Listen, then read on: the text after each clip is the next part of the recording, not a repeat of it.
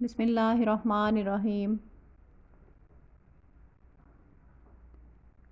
صحیح مسلم کتاب صلح رحمی کا بیان، باب ماں باپ کے دوستوں وغیرہ کے ساتھ اچھا سلوک کرنے کے بیان میں حدیث نمبر 6513۔ ترجمہ۔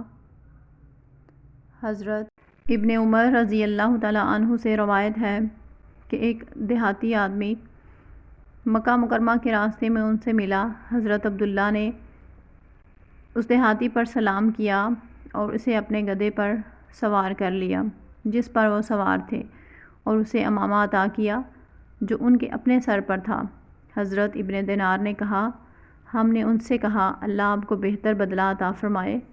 وہ دیہاتی لوگ ہیں جو تھوڑی سی چیز پر راضی ہو جاتے ہیں۔